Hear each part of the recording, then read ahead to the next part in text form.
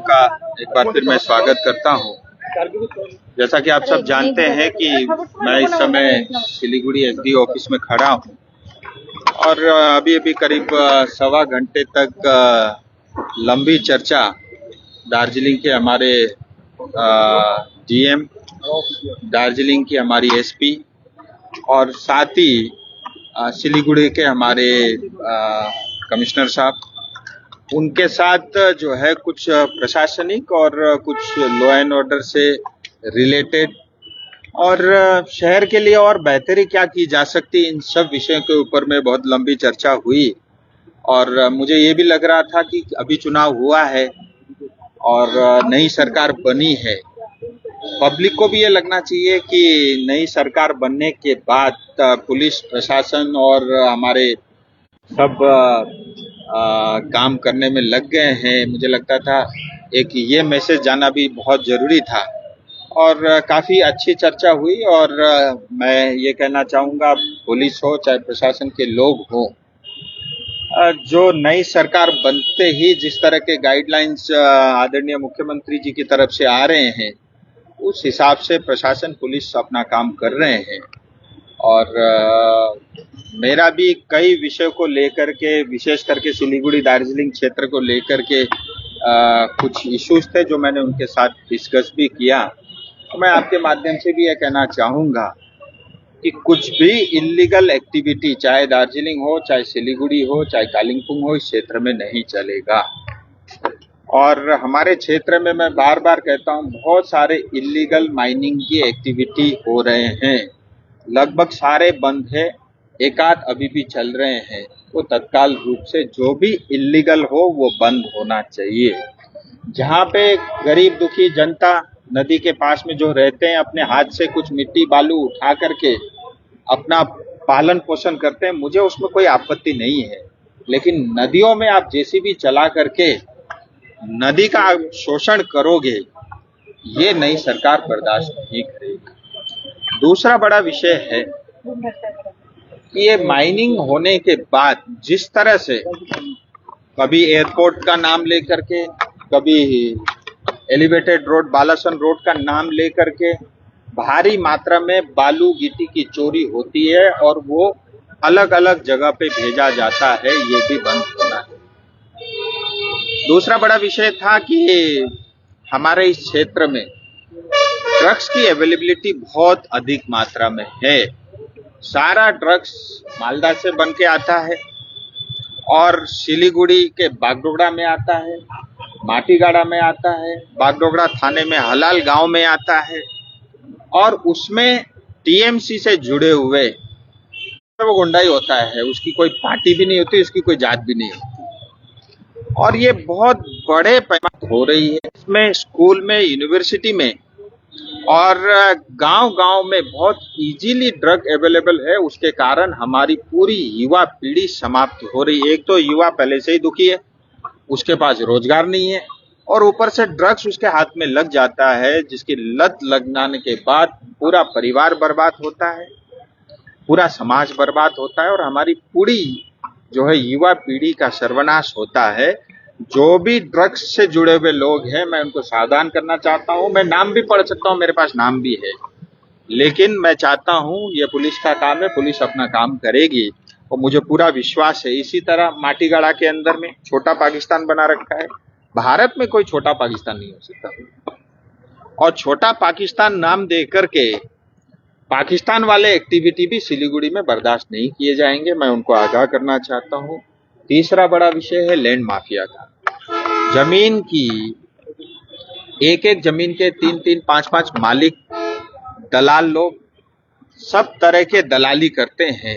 ये जो दलाली की प्रथा है अपने इस जिले से बंद हो, पश्चिम बंगाल से बंद हो।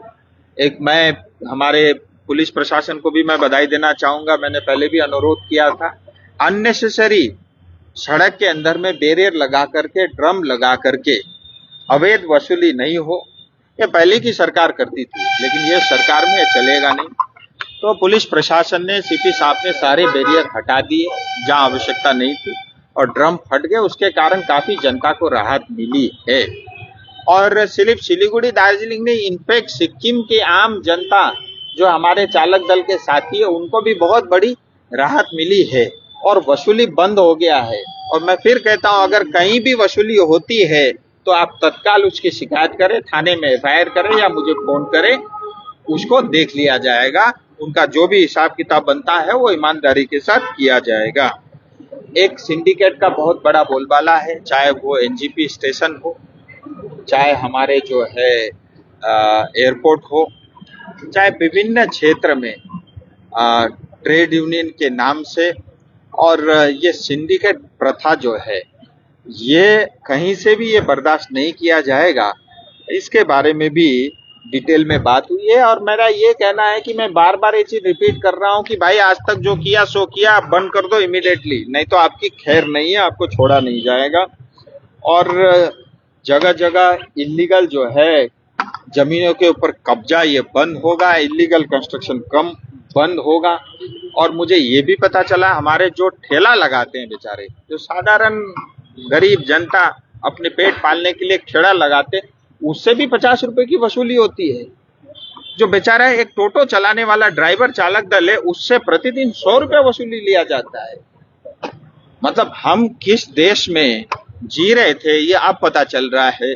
ये सब तरह की वसूली बंद होगी, इलीगल शराब की दुकान बंद होगी, इलीगल सिलीगुड़ी और दार्जिलिंग में डांस बार बंद होगा।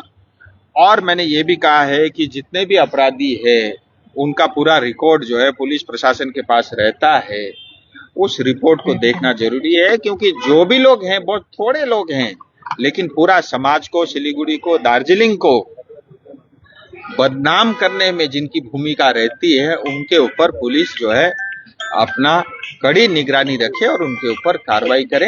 ये मेरी पहली मीटिंग थी, अभी भी सरकार बनी है। मैं इतना जरूर कहना चाहूंगा आपके माध्यम से, हम सबकी एक ही जिम्मेदारी है, सिलीगुड़ी दार्जिलिंग की जनता को आम रोजमर्रा के जीवन में उनको किसी तरह की तकलीफ नहीं होना चाहिए। बर्थ सर्टिफिकेट के लिए, डेथ सर्टिफिकेट के लिए चुना हुआ पंचायत का प्रतिनिधि हो, चाहे कमिश्नरेट हो, चाहे वो कॉरपोरेशन का जो है कमिश्नर हो, ये सब जो है एक डेथ सर्टिफिकेट इशू करने के लिए भी पैसा लेते हैं।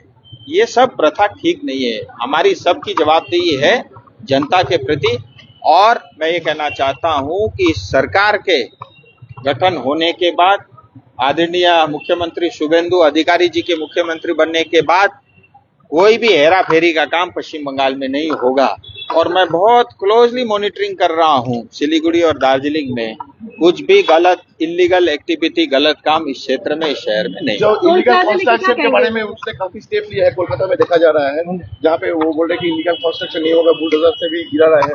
यहाँ पे आसपास में क्या आपको नजर में? देखिए, मैं आपको ये कहना चाहता हूँ, उसको पहले आइडेंटिफाई किया जा रहा है। आइडेंटिफाई करने के बाद मैं एडवांस में यूपी से 2 दर्जन जेसीबी मैं ऑर्डर दे चुका हूँ। और मैं फिर कहना चाहता हूँ, जिन्होंने भी इलीगल घर बना रखे हैं, कंस्ट्रक्शन कर रखा है, मॉल बना रखे हैं, सरकारी जमीन पे कब्जा कर रखा है, अपने से तुलवा लो, वो ज्यादा अच्छा होगा। क्योंकि जब जेसीबी तोड़ेगा तो और चीजों का भी नुकसान हो सकता है। इससे बचने के लिए आप खुद उसकी तुड़ाई कर लो, तोड़ के रख दो, मुझे लगता है वो ज्यादा। चीफ मिनिस्टर ने यह भी बोला है कि 45 दिन में जो बीएसएफ को लैंड हैंडओवर करने वाली है।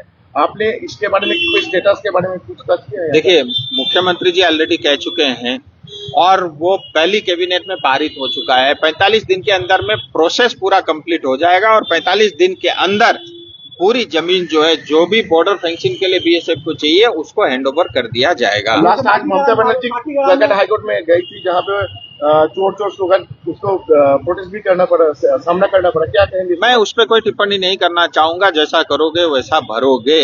और दूसरी बात, कल तक जिस मुख्यमंत्री ममता बनर्जी को, मतलब भूतपूर्व मुख्यमंत्री ममता बनर्जी को, उनको कोर्ट अदालत पे कभी विश्वास नहीं था, भारत के संविधान पे विश्वास नहीं था, भारत सरकार को नहीं मानती थी, आज स्वयं कोर्ट गई है। तो ठीक है, मुझे लगता है अगर बुद्धि ठीक हो रही है तो मैं उसमें क्या कर सकता हूँ। उनकी उपस्थिति पर बार काउंसिल ने सवाल किया कि वो क्या वैध, क्वालिफाइड नहीं है ना, वो क्वालिफाइड नहीं है। उनका भी अपना प्रोसीजर है, उनके भी अपने नियम कानून है। तो नियम कानून के हिसाब से अब वो मुख्यमंत्री नहीं है, उनको ये समझ लेना चाहिए। और ममता दीदी को बीजेपी ने नहीं हराया, पश्चिम बंगाल की जनता ने हराया।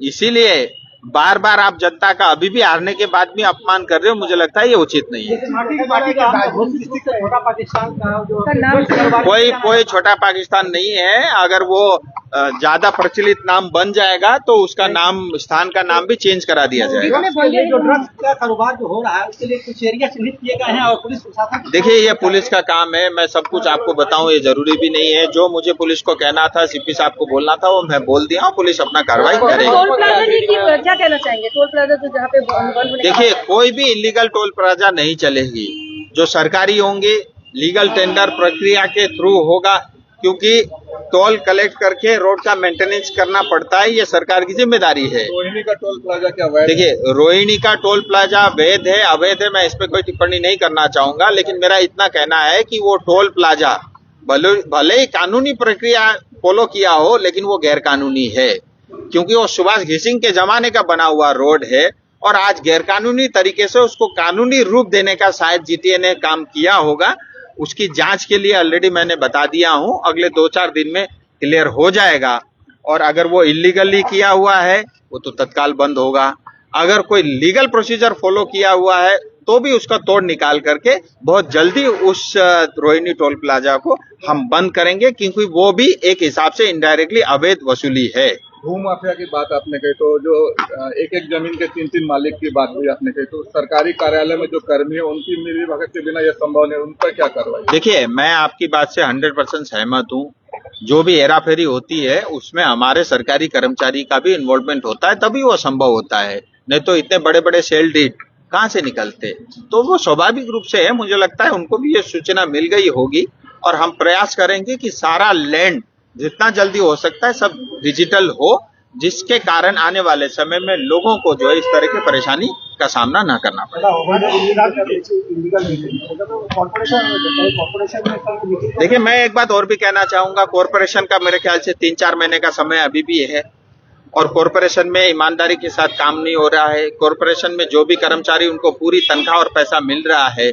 नेता लोग काम नहीं करे चलेगा, तो नेता कभी काम नहीं करता है, और हमारे यहाँ तो सिलीगुड़ी में कभी काम करता हुआ किसी नेता को मैंने देखा भी नहीं। लेकिन जो कॉरपोरेशन में जो कर्मचारी, ये उनकी जिम्मेदारी है और मैं अगले 2-4 दिन में जा करके देखूंगा भी, वहां की जांच भी करूंगा, सभी कर्मचारियों से भी मिलूंगा। मेरी आपके माध्यम से सबसे आग्रह है, साफ सफाई से लेकर के सामान्य नागरिकों के लिए जो काम है वो सुचारू रूप से चलने चाहिए।